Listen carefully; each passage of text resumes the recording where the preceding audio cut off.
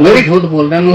मेरी call detail मैं राजनीति में झूठा नहीं बोलूंगा। अच्छा, एक दिन जो सीएम नायब सैनी करनाल आए और आधी कांग्रेस को साफ कर दिया है, क्या दोबारा एक बार चक्कर मरवाएंगे आप? 25 को आ रहे हैं, 25 को फिर आ रहे हैं? 25 को माननीय मुख्यमंत्री 2 बजे से लेके शाम 9 बजे तक का, और उनके बड़े विस्तृत कार्यक्रम है, बड़े बड़े कार्यक्रम। तो ऐसे ही प्लान जैसा पीछे आया है। हाँ, अभी देखिए, अभी काफी लोग संपर्क में हैं, जो भी साथ चल रहे हैं उनके, वो भी संपर्क में हैं। अगर वो समझते हैं ये दबंगई है तो उनके समझने से मुझे कोई दिक्कत नहीं। राजनीति में दबंग होना कोई बुराई नहीं है। अधिकारियों के दम पर सरकार थोड़ी चलेगी। सरकार के तरीके से चलेगी। उनकी विचारधारा जो भावुक हो रहे हैं, इंडियन नेशनल लोकदल, फिर आजाद, फिर बीजेपी, अब कांग्रेस, अब आगे पता नहीं क्या है। चुनाव में हारने के बाद उस दिन एक प्रतिज्ञा है, भगवान मेरा भी कभी समय ऐसा लाना कि जो आज मेरे साथ हुआ है तो कांग्रेस के लोगों के साथ भी ऐसा खेला हो, ताकि उन्हें सबक मिले कि घर परिवार तोड़ने का क्या सिला हो। नमस्कार दोस्तों, ITV 24 देख रहे हैं आप। नायक मूवी आपने देखी होगी। अब करनाल के नायक की बात करते हैं, और वो है यहाँ से विधायक, जी हाँ, करनाल विधानसभा से विधायक जगमोहन आनंद, जो कि कुछ ही महीने हुए हैं और कुछ ही महीनों में नायक की भूमिका निभाते हुए कहीं ना कहीं अगर बात करें तो अधिकारी नायक मानते हैं श्री जगमोहन आनंद जी को। तो आज चर्चा करेंगे इनके साथ, इनके हर विषय पर बातचीत करने वाले हैं। इनके बारे में जो जानकारी अभी तक आपके पास नहीं पहुंची, कोशिश करेंगे कि वो आपके पास पहुंचे। नमस्कार जी। नमस्कार। नमस्कार, स्वागत है आपका हमारे इस पॉडकास्ट में। धन्यवाद आपका, और ITV 24 के सभी दर्शकों का भी मैं बहुत बहुत धन्यवाद करता हूँ। जगमोहन जी, बहुत लोग आपको जानते ही हैं कि आप करनाल विधानसभा से विधायक हैं और आक्रामक भी है, विपक्ष पे आक्रामक भी रहे हैं। कहीं ना कहीं अधिकारी भी अब जान चुके हैं कि काम करना पड़ेगा, लेकिन बहुत से लोग आपके बारे में ये नहीं जानते होंगे, आपके लाइफ के बारे में नहीं जानते होंगे। उनको थोड़ा सा हम बताना चाहेंगे कि परिवार में कैसे सब कुछ रहता है, परिवार में कौन कौन है, थोड़ा सा विषय जानने का है। धन्यवाद आपका। सबसे पहले तो मैं आपको ये बताना चाहूँगा कि मैं करनाल सेक्टर 13 में रहता हूँ। दानवी राजा कर्ण की धरती पर ही मेरा जन्म हुआ, यहीं से मेरी शिक्षा दीक्षा हुई। बचपन मेरा करनाल की गलियों में ही बीता हुआ है, और यही पतंगे उड़ाते उड़ाते और कंचे खेलते खेलते कब कॉलेज में चले गए वो नहीं पता लगा। और उसके पश्चात परिवार की पृष्ठभूमि संघ विचारधारा की रही, और 2009 में जब आदरणीय मनोहर लाल जी उनके नेतृत्व में विधिवत मैंने भाजपा को ज्वाइन किया, और उससे पहले संघ में कार्य करते रहे, और 2009 से विभिन्न पदों पे होते हुए पार्टी ने टिकट दी और करनाल की शहर की जनता का आशीर्वाद मिला और यहाँ से विधायक बन गए। परिवार में एक सुपुत्र है, एक सुपुत्री है, दोनों की शादी हो चुकी है, और एक भाई है, वो भी शादीशुदा है, और छोटा सा परिवार है। और उस नाते से अब पूरा करनाल ही अपना परिवार हो गया है। तो पूरा करनाल जो है अपना परिवार है। कहीं ना कहीं जैसे पिछले आपने सब चीजें बता दी, राजनीति के बारे में बताया। अब सीधा ही बात कर लेते हैं 2024 में जो विधानसभा का चुनाव लड़ा आपने, उसमें कहीं ना कहीं विपक्ष द्वारा एक दबाव बनाने का प्रयास आपके ऊपर किया जा रहा था, तो उसको कैसे दूर कर पाए पूरे दबाव को? क्योंकि चुनाव में क्या रहता है कि दबाव कहीं ना कहीं दूर करना होता है, जो टेंशन होती है, तनाव होता है, उसको दूर करना होता है। नहीं, दबाव में तो मैं कभी भी नहीं आया। दबाव में तो जब विपक्ष में रहा तब भी नहीं, और सत्ता में हूं तब भी नहीं। दबाव मेरी प्रवृत्ति में नहीं है। कांग्रेस की एक भ्रामक प्रचार था कि वो सरकार बना रहे हैं, और वो हर प्रत्याशी को एक प्रकार का एक मनोवैज्ञानिक दबाव ये था कि वो हार रहा है। करनाल से जो प्रत्याशी आई बहन सुनीता सिंह कांग्रेस से, 4 तारीख को टिकट अनाउंस हुई, 4 से लेकर 11 तारीख तक भाजपा की जब टिकट अनाउंस हुई तो मेरे पक्ष में एक तरफा माहौल था। 11 तारीख को जब उनको टिकट मिली तो लोगों को ये बताने में वो भ्रामक प्रचार के नाते सफल रहे कि वो एक मजबूत कैंडिडेट है, तो मैं उनके सामने कहीं टिकता नहीं हूं। और कहीं ना कहीं ऊपर का मतलब प्रदेश में भी जितने सर्वे थे वो भाजपा के पक्ष में नहीं थे, वो कांग्रेस की सरकार बनाते दिख रहे थे। उन्हीं दौरान कुछ पार्षद जो साथ थे, जिनके साथ व्यक्तिगत संबंध थे, वो लोग अपना दल बदलने लग गए। तो जब दल बदलने लगे तो एक राजनीतिक में स्वाभाविक रूप से ये बात आती है कि भी जब आदमी का साथ टूटता है और व्यक्तिगत संबंध हो तो फिर थोड़ा आदमी को दुख होता है। उन दिनों फिर अपना हौसला रखा, मन को मजबूत किया और अपने आप को जनता के प्रति समर्पित किया। जनता को मैं ये बताने में कामयाब रहा कि आपके बीच से हूं, और लगातार जनता को ये एहसास कराया, जिस वोट की कीमत आज मुझे पता लगी, या मेरे जैसे और भी नेताओं को पता लगी जो 5-5, 6-6 बार जीत के आते हैं, कि जनता से अपनी कनेक्टिविटी आपको रखनी चाहिए। मैं लगातार दिन में 22 प्रोग्राम मैंने निकाले। मेरे कार्यकर्ताओं का जज्बा और जोश बहुत जबरदस्त था, उन्होंने मुझे संभाला। परिवार और यार मित्र जो नजदीकी दोस्त होते हैं, वो एक बहुत बड़ा संबल होते हैं किसी ऐसे चुनावी युद्ध को जीतने के लिए। उनका साथ निरंतर दिन रात मिलता रहा। देर रात्रि चुनाव प्रचार खत्म करके रात्रि 2-2:30 बजे तक हम लोग चुनावी रणनीति बनाते थे। अगले दिन सवेरे 6 बजे उठकर अपना चुनाव प्रचार की दिनचर्या शुरू हो जाती थी।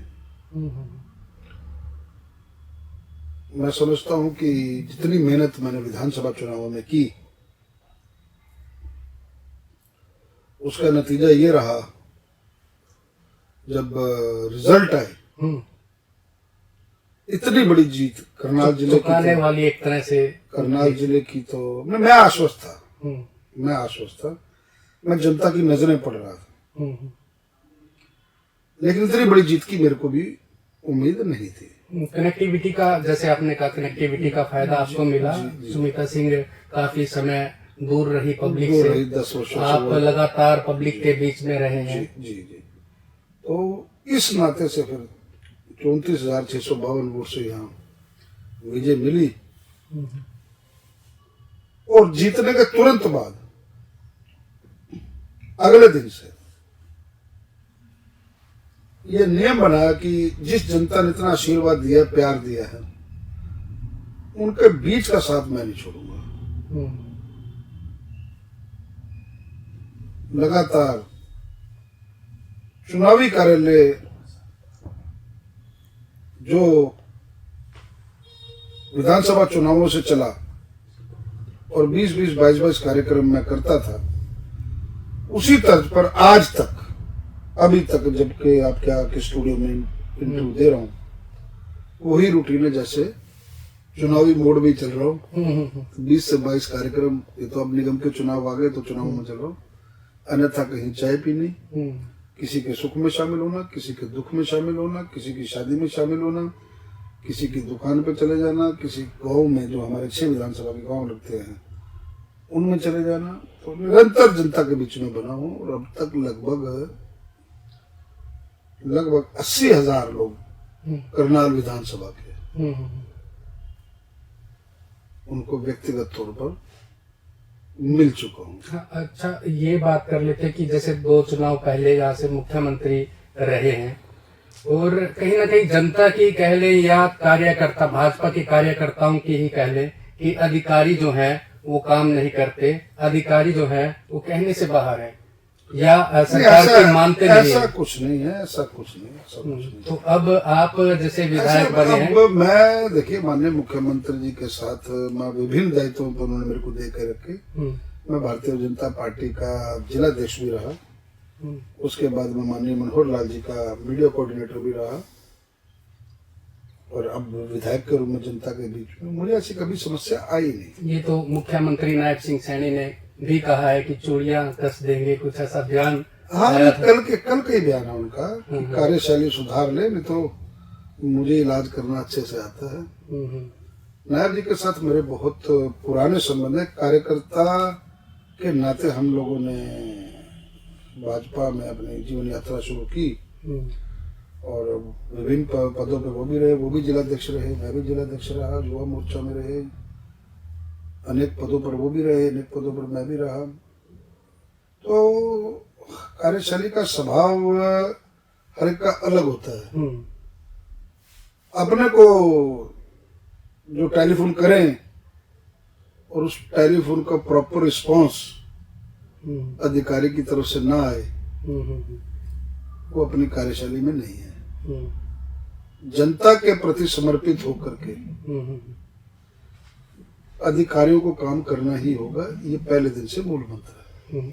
अच्छा, विधायक बनने के बाद आपकी पहली परीक्षा चल रही है, नगर निगम के चुनाव चल रहे हैं। अब भाजपा किस तरह से चुनाव लड़ रही है? जैसे चुनाव लड़ा जाता है वैसे ही लड़ रही है। चुनाव की जनता के पास वोट मांगने के लिए जा रहे हैं, अपील कर रहे हैं। शहर की अपनी छोटी सरकार है ये और उस सरकार के नाते जनता के बीच में रेगुलर हम बने हुए हैं। 2 पार्षद हमारे निर्विरोध चुन करके आए हैं। तो परीक्षा में पास होंगे या हाईएस्ट नंबरों से पास होंगे? प्रयास तो परीक्षा में हर बच्चा जब जाता है वो पास होने के लिए जाता है और जो पढ़ाई में अव्वल होते हैं, तेज होते हैं, वो फर्स्ट सेकंड और थर्ड के लिए जाते हैं। तो मेरा पहला अटेम्प्ट जो रहा, करनाल की जनता का आशीर्वाद रहा, वो जिले में सबसे ज्यादा वोटों से जीता। उस नाते से मुझे विश्वास है कि नगर निगम 20 के 20 वार्ड और मेयर प्रत्याशी 2 वार्ड तो हम निर्विरोध जीत चुके हैं, बाकी 19 रह गए। जैसे ही नामांकन भरे प्रत्याशियों ने, दोनों प्रत्याशियों ने आमने सामने एक ही दिन नामांकन भरा है और नामांकन भरने के अगले ही दिन एक हाईएस्ट बॉलिंग जो है भाजपा की तरफ से हुई है, बोल्ड करते चले गए हैं। वो क्या माजरा रहा है? नहीं, माजरा नहीं है, पार्टी से ये पहले से सेटिंग थी या नहीं? कोई सेटिंग नहीं थी, कोई सेटिंग नहीं थी, कोई सेटिंग नहीं थी। सेटिंग होती तो इतने वरिष्ठ नेता आए हैं, मुख्यमंत्री के सामने वो चुनाव लड़ चुके हैं। सेटिंग होती तो मुख्यमंत्री जी के सामने बैठ जाते वो। आज तो कोई चुनाव नहीं लड़ रहे ना, आज तो निगम के चुनाव हम लोग जा रहे हैं। तो कोई सेटिंग नहीं थी, बस अब कांग्रेस के लोगों को ये विश्वास हो चला है कि इनके पास ना कोई नेता है ना नीति है। लीडरशिप का बहुत भयंकर एक क्वेश्चन मार्क है। 20 से 25 गुटों में कांग्रेस बढ़ चुकी है। अभी ज्वाइनिंग के दिन मुख्यमंत्री जी ने पूछा कितने लोग भारतीय जनता पार्टी ज्वाइन करे, मैंने कहा जी लगभग 150 के करीब। तो कार्यालय में गए तो देखा कि हजारों की संख्या थी। तो वो मुझे बोल रहे कि विधायक जी आप तो बोल रहे थे कि 150 की संख्या, ये इतने लोग कहाँ से आ गए? तो मैंने मुख्यमंत्री जी को कहा इनकी 20 से 25 छतरियां हैं, हर छतरी के नीचे हर गुट के अपने आदमी हैं। तो आज जो 150 प्रमुख लोग ज्वाइन कर रहे हैं, हर एक के भी 5-5, 7-7 आदमी, 10-10 आदमी हो, तो 1000 की संख्या तो हो ही जाती है। हमारा एक प्लेटफॉर्म है, हमारा एक कार्यालय है, तो उस नाते से वो एकजुटता दिखाई देती है वहां पर रहते हैं। तो ये कोई पटकथा पुरानी नहीं थी, ये तो विपक्ष अब वो दूसरे कांग्रेस के लोग आरोप लगाएंगे। जब देखिए इतने कद्दावार नेता 2-2 बार मुख्यमंत्री के सामने चुनाव लड़े हुए, 34 साल 42 साल से वो राजनीति कर रहे हैं, तो वो हाशिए पर थे। 34 वर्ष भी एक व्यक्ति पार्टी की सेवा करता रहे और उसे कुछ ना मिले, तो स्वाभाविक है फिर वो। और मोदी जी जैसे नेतृत्व में आस्था रखते हुए आते हैं, तो हमने स्वागत किया। जो कांग्रेस के प्रत्याशी हैं वो रोए भी हैं कि दबाव बनाया जा रहा है कहीं ना कहीं, तो आंसू उन्होंने मीडिया के सामने बहाए हैं, उसको कैसे देखते हैं? मैं भी ऐसे रोया था। मेरा जब चुनाव था 6 महीने पहले, इन्हीं कांग्रेसियों ने ये शरारत की थी। 10 वर्षों तक जो महिला करनाल की जनता से अलोप रही,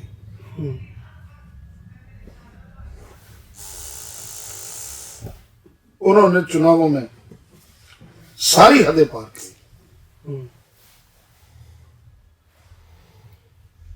मैं सबूत के साथ कह सकता हूं।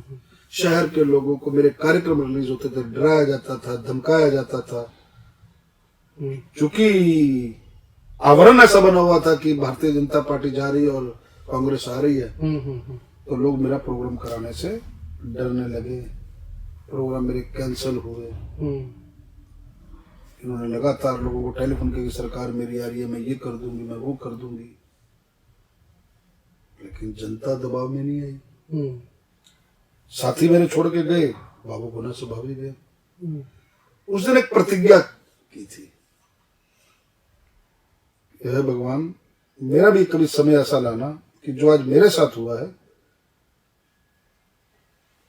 चुनाव आते रहेंगे, चुनाव आने ही थे, तो कांग्रेस के लोगों के साथ भी ऐसा खेला हो ताकि उन्हें सबक मिले कि घर परिवार तोड़ने का क्या सिला होता है। वो खेला भी चल रहा है, निरंतर चलेगा, निरंतर चलेगा, निरंतर चलेगा। आज नतीजा सबके सामने है। आज वो हमारे पर आरोप लगा रहे हैं कि डरा रहे हैं, धमका रहे हैं। कुछ छुटभैये नेता जिनका भी राजनीति में कोई वजूद नहीं है, वो इस तरह की बात कर रहे हैं। मैं जानता हूँ किसकी बात आप कर रहे हैं। तो जो प्रत्याशी रहे हैं उन्होंने आपके ऊपर आरोप भी लगाए हैं, लोकसभा के प्रत्याशी रहे हैं। मैंने कहा ना जीवांशु कि बाहर से लोग आकर के इस प्रकार के आरोप लगाए। करनाल का माहौल बहन सुनीता सिंह को हराने में ऐसे लोगों का आवरण बना दिया गया। हमारे लिए तो अच्छा था खैर, लेकिन इस प्रकार का माहौल बना दिया कि किडनैपिंग कर ली। आज किडनैपिंग इतना सोशल मीडिया है, इतना मीडिया के लोग हैं। कल आरोप लगा दिया कि भी उनके वार्ड के प्रत्याशी से उनको किडनैप करके ले गया। अरे भैया, कल नामांकन वापस लेने का आखिरी दिन था। प्रत्याशी को अपने वार्ड में होना चाहिए, होना चाहिए कि नहीं होना चाहिए? होना चाहिए। उपचुनाव प्रचार में हो, वो नामांकन वापसी लेने की जिस प्रक्रिया में जिस स्थान पर काहे के लिए गया है, जरूरत ही नहीं थी वहां जाने की जरूरत नहीं थी। जनता को ये बात समझाने की जरूरत है। मीडिया जानती है, गाड़ी वो खुद चला करके गए, पंचायती तौर पर फैसला हुआ बैठ करके। प्रयास सब करते हैं, प्रयास करना हमारा धर्म है, ये राजनीति का एक पार्ट है कि जो सामने खड़ा है अगर उसको हम कहें कि भी वार्ड से एक ही प्रत्याशी को बनाए, उनकी आपस में सहमति, जिसमें मैं शामिल नहीं था। हमारा जो प्रत्याशी है उनके परिवार के लोग और उस वार्ड के लोग वो सहमति बनाने के लिए थे। सहमति बनी और गाड़ी में बैठे और वो गाड़ी चला के वीडियो फुटेज है। और वहां जाकर के कोई टेलीफोन कर देता है उनको और वो वहां पहुंच जाते हैं। तो स्वाभाविक है, तो एक थोड़ा सा आपस में गर्मा गर्मी होनी स्वाभाविक है, क्योंकि चुनावी समय है। वहां से टेलीफोन आया कि ऐसे ऐसे करके दिवांशु बुद्धि राजा धक्का करके उनको बिठा रहे। मैं एक कार्यक्रम में था, कार्यक्रम से मैं वहां 2.5 मिनट लगे हुए, 2.5 मिनट ही रुका हूँ। हमारे जिला अध्यक्ष विपिन गुप्ता जी भी वहां पहुंच गए, तो हमने सारा माजरा समझा। वो कह रहे कि मैंने एसपी को टेलीफोन किए, मैंने डीएसपी को टेलीफोन किए। सफेद झूठ, बिल्कुल आपके कैमरे के सामने करा। मेरी झूठ बोल रहे हैं, मेरी कॉल डिटेल। मैं राजनीति में झूठ नहीं बोलता, जो बात कहता हूँ स्पष्ट कहता हूँ, मैं इस बारे में जानना चाहता हूँ। मेरी कॉल डिटेल कल एसपी साहब के पास, वो तो चीजें छुपने वाली नहीं है। 4 बार मैंने टेलीफोन किया उनको। मैं काछवा के ग्रीन पैलेस में कार्यक्रम में था, वहां से मैंने उनको टेलीफोन किया कि ऐसे ऐसे करके मेरे नॉलेज में बात आई है। अब उसमें बीजेपी की कितनी सच्चाई है या कांग्रेस की कितनी सच्चाई है, आप तुरंत एक जिम्मेवार पुलिस अधिकारी को भेजो।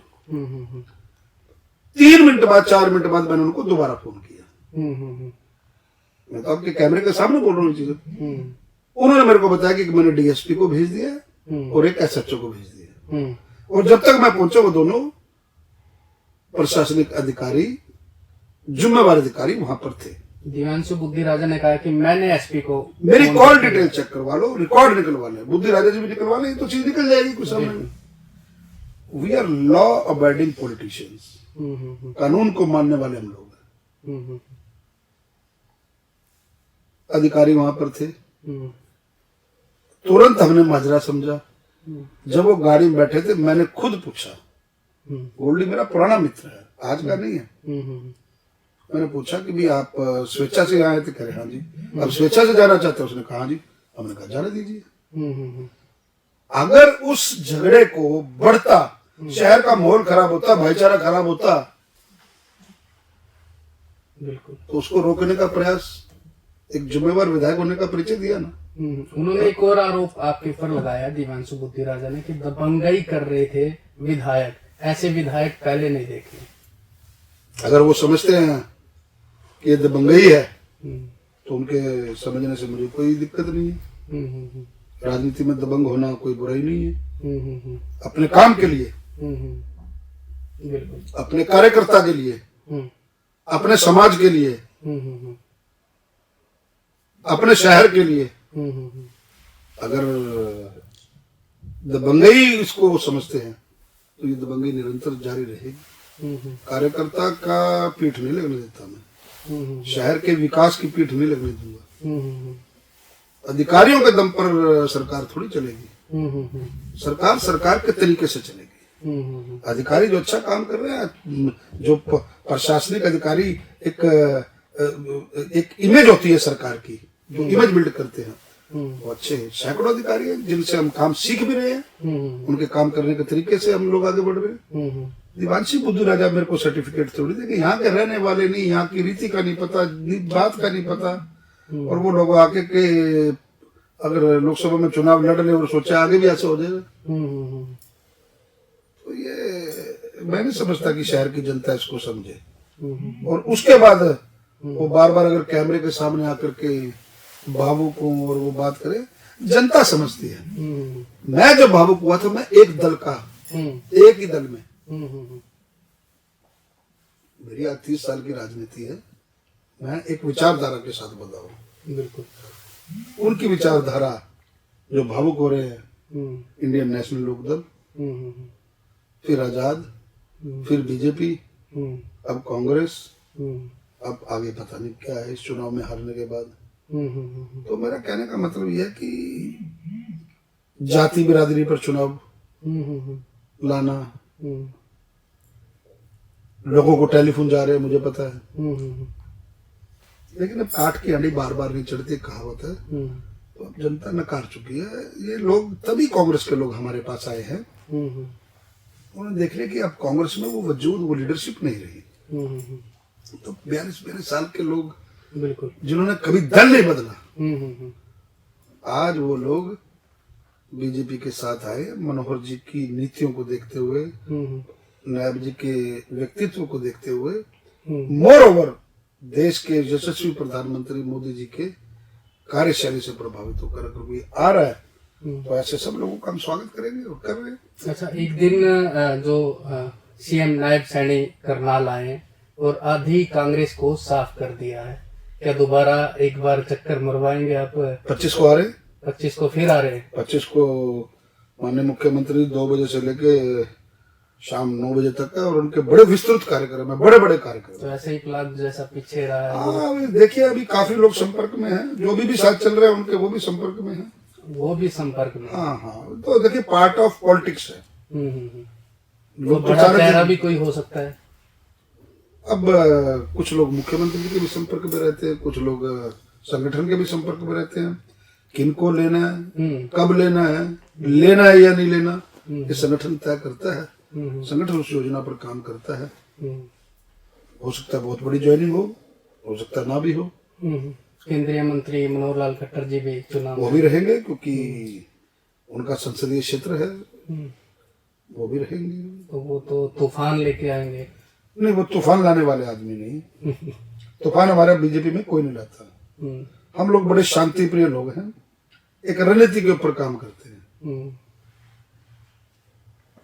अगर दबंगई दिखानी होती तो मुख्यमंत्री जी के सामने त्रिलोचन सिंह जी 2 बार चुनाव लड़े हैं। बिल्कुल, उनको रोका जा सकता था।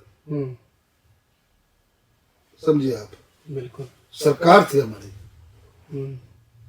आज वो वहां से छोड़ कर गए, आप भी पूछ सकते हैं। कभी त्रिलोचन सिंह जी ने उस दल में रहते हुए आरोप नहीं लगाया कि मुझे टेलीफोन भी कहीं से आएगा। हमने 2 निर्विरोध अपना पार्षद बनाए। सामने वाले जो उनके प्रत्याशी बैठे, जो उन्होंने पर्चा वापस लिया, आप उनका अपने स्टूडियो में बुला करके इंटरव्यू ले सकते हैं। गिनी वृक्ष में मिला भी नहीं। उसको भी कोट कर रहे हैं। बिल्कुल, उसने भी बयान दिया था कि जगमोहन आनंद के लिए मैंने पर्चा उठाया, अपना जो नामांकन है वो वापस लिया। वो कौन सा अफीम बेचने का काम करता है गिनी वृक्ष, जिसके ऊपर कोई दबाव था। बिल्कुल, उसके पर्चा उठाने के 1.5-2 मिनट मिला उसको, वो भी सड़क पर खड़े होकर के। 2 तारीख को सोचेंगे, प्रदेश नेतृत्व से बात करेंगे कि ज्वाइन करानी है या नहीं करानी है, क्या जिम्मेवारी देनी है। एक विश्वास जीतना होता है कार्यकर्ता। उसने पश्चाताप कहा कि मैं विधानसभा चुनाव में छोड़ के गया था। आज जगमोहन जी अगर उनके नेतृत्व में चुनाव लड़ा जा रहा है तो मेरी इंसानियत ये कहती है, मेरा धर्म ये कहता है, उन्होंने पर्चा अपना वापसी लिया।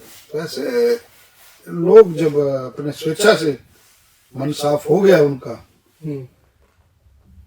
तो मैं नहीं समझता फिर किसी को ज्यादा बड़ी सजा दी जाए।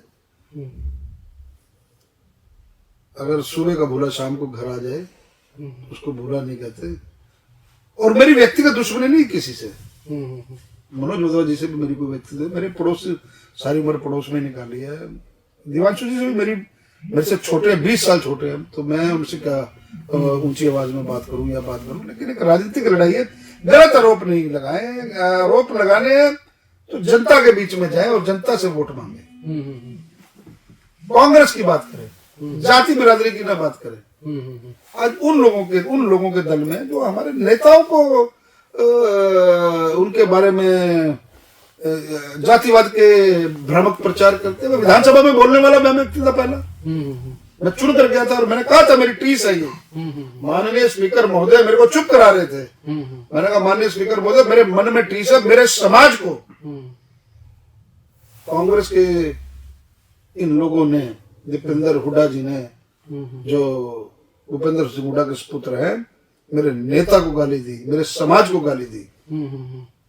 कैमरे के सामने बोले ना, ये खट्टर पट्टर जहां से है इनको उसी मिल में घुसेड़ देंगे। ये बात कही थी ना। बिल्कुल बिल्कुल। तो मैं जनता के बीच में वो बात लेकर के गया। आज कांग्रेस को वोट देने का क्या मतलब है? हाथ तो उन्हीं को मजबूत करेंगे ना। बिल्कुल। जिस कांग्रेस को लीड भूपेंद्र सिंह हुड्डा कर रहे, दीपेंद्र सिंह हुड्डा कर रहे हैं, करनाल की जनता कैसे वोट दे देगी मुझे बताइए आप, उनके नेतृत्व को। बिल्कुल, पिछले चुनाव में भी ऐसी चर्चा चली थी कि पंजाबी समुदाय से हूँ तो मैं पंजाबी बनिया वैश्य समुदाय जाति बरादरी में विश्वास नहीं रखता, कभी नहीं रखता। मुझे वो सारे मनोज वधवा ने पिछले चुनाव में भी कहा। हाँ, वो कार्ड खेलते हैं। मैंने कहा वो काट की हांडी बार बार नहीं चढ़ती, वो कार्ड खेलते हैं। हमें 36 बिरादरी ने वोट दिया है, अब भी 36 बिरादरी वोट दे रही है। पोलराइजेशन ऑफ वोट ये सबसे खतरनाक बीमारी है इस देश की प्रगति के लिए, हमारे समाज की प्रगति के लिए। हम लोग जब चुनते हैं, चुनकर आते हैं, हमें सर्व समाज का काम करना है, अपने क्षेत्र का विकास करना है। सभी तो पंजाबी नहीं रहते हैं और बिरादरी भी रहती है। बिल्कुल। तो आज अगर polarisation of vote, caste based politics अगर करने लग जाएंगे तो फिर कोई जो छोटी जातियां हैं, मतलब कम संख्या में कम है, उनके लिए सोचेगा कौन? हम अंत्योदय की भावना पर काम करने वाले लोग हैं। पंक्ति में खड़ा हुआ अंतिम व्यक्ति, उसकी रोजी रोटी की चिंता करनी, ये भाजपा की प्राथमिकता है, वो किसी भी जाति का क्यों ना हो। और हमारा तो नेतृत्व ऐसा रहा है, उन्होंने कभी अपनी नाम के आगे कभी कास्ट लिखी नहीं। हम मनोहर अग्रवाल जी की स्कूल की शिक्षा में पढ़े हुए हैं, जिन्होंने जाति बंधन की कभी बात नहीं करी। हाँ, लेकिन विधानसभा में जब सामने आदमी आपके बैठा है, तो आप जिस समाज से आते हो, जिस समाज ने आपको इस लायक बनाया, जिस समाज ने आपको यहाँ तक पहुंचाया, जिस समाज ने आपको पैदा किया, उसकी बात विधानसभा में करना मेरा धर्म था, मेरे को टीस थी। मैंने कहा था कि एक दिन किसी दिन अगर मौका मिला और मैं चुन करके गया तो इस विधानसभा के पटल पर ये गूंज करूंगा कि मेरे समाज को गाली देने वालों, आप लोग आपका हशर देख लो, जनता ने क्या किया। आप तीसरी बार लगातार विपक्ष में बैठे हैं। ये कारण था मेरा विधानसभा में बोलने का। ये सारी बातें करनाल की जनता समझती है। जनता ने बहुत अप्रिशिएट भी किया मेरे उस बयान को। आप लोगों ने मीडिया के साथियों ने बहुत उसको ट्रोल किया कि भाई जनता की सेवा करने के लिए लोग हमें वोट देते हैं और हम वही उसी तरीके पे, उसी दूरी पे ही काम करना चाहते हैं। माहौल ये लोग खराब करेंगे, रोज इंटरव्यू देंगे, रोज बात करेंगे, लोगों को भ्रामक प्रचार करेंगे। अरे भाई आप आओगे, आप बताओ कि आप करोगे क्या, आपका विजन क्या करनाल के प्रति, उस पर चर्चा करो। कैसे बनाओगे विजन? चुनकर आ गए, क्या हाल था दिल्ली में केजरीवाल जी के? सरकार भाजपा की थी, ऊपर केंद्र प्रशासित प्रदेश है, एमसीडी में ये चुन के आ गए। हमें बजट नहीं मिलता जी, हमें डेवलपमेंट के लिए पैसा नहीं मिलता जी, हमारे काम नहीं होते जी, प्रधानमंत्री डंगा लगाते। अरे प्रधानमंत्री पूरा देश चला रहा है, आप प्रधानमंत्री के पास इतना टाइम है कि वो आपके कामों में डंगा लगाएगा? एलजी हमें काम नहीं करने देता। आज कोई आजाद प्रत्याशी है, ये कांग्रेस के मान लो चुन के भी आ गए, या तो फिर 5 साल मेरा रोना रोते रहेंगे, बीजेपी का विधायक है, हमें काम नहीं करने देता। सरकार नायब सिंह सैनी जी चला रहे, प्रदेश में बीजेपी की सरकार है, हमारे काम नहीं होते। तो जनता मूर्ख थोड़ी है। ट्रिपल इंजन की सरकार इसलिए तो कह रहे हैं हम कि देश में, प्रदेश में और करनाल में ऐसा रूप लगाया कि विधायक बोल रहा है कि भाई एमसी भी मैं और मेयर भी मैं और विधायक भी मैं। अरे भाई, मैं अपने आप को जनप्रतिनिधि चुने हुए एमएलए को मैं एमसी का लेवल तक लेके जा रहा हूं कि भाई मैं एक एमसी बन करके भी उनके लिए सेवा करने का काम करता हूं। इसमें बड़ाई क्या है? समझ की कमी उन लोगों में। मेयर बनेगी तो उनके साथ सेवा करके काम करूंगा, इसके लिए भी उनको तकलीफ है। जनप्रतिनिधि चुनकर आया हूं, उनके लिए काम करूंगा, उसके लिए भी उनको तकलीफ है। हम लोगों के सामंजस्य है। जब वार्ड में ताकत आएगी फिर कोई आरोप नहीं लगा पाता, एक्सक्यूज नहीं बचता। इन एक्सक्यूज से बचने के लिए मैं जनता से अपील कर रहा हूं कि आजाद को मत वोट दें, पार्टी को वोट दें, विचारधारा को वोट दें। जिन्होंने डेवलपमेंट की है, जिन्होंने प्रदेश में लगातार तीसरी बार सरकार बनाई है, बिना पर्ची की नौकरियां दी हैं, ऑनलाइन ट्रांसफर पॉलिसी लेके आए हैं, भय भ्रष्टाचार मुक्त शासन दिया है। एक विजन के तहत हम लोग काम करेंगे। जनता को हम ये समझाने में उनको आगे अपील करें। हम कोई रोना पीटना या रोना धोना या जाति बरादरी के ऊपर वोट नहीं मांग रहे। हम लोग वोट मांग रहे हैं डेवलपमेंट के ऊपर। जनता ने मेरे को चुना है पहली बार, जनता मेरे को देख रही है। अभी आज 6 महीने का कार्यकाल है। जनता देख रही है कि उनका विधायक, उनका जनप्रतिनिधि एक मिनट पे सोशल मीडिया में रिपोर्ट डालता है। मैं करनाल में हूँ, नहीं हूं, पूरे करनाल को पता होता है। बिल्कुल। तो ये सब अच्छे काम जनता के लिए हम लोग सोच रहे हैं, और एक सशक्त निगम हमारे को अगर चुन के मिलेगा तो शहर में अगले 6 महीने बदलाव की बिहार सब लोग देखेंगे। चलिए, अंतिम क्वेश्चन मेरा रहेगा। करनाल की जनता को बहुत उम्मीदें हैं अपने विधायक से, तो आने वाले समय में क्या प्रगति के लिए, कर्ण नगरी की प्रगति के लिए क्या कुछ लेके आ रहे करनाल में? देखिए, मेरा अभी 6 महीने का कार्यकाल, 6 महीने में 1 महीना तो लगभग चुनावों की तैयारी, 5 महीने के अंदर मैंने आपको बताया कि लगभग 6 महीने के अंदर मैं 80,000 लोगों को व्यक्तिगत तौर पर मिला। मेरा रिपोर्ट कार्ड मेरी करनाल की जनता है। आज आप सर्वे करा लें।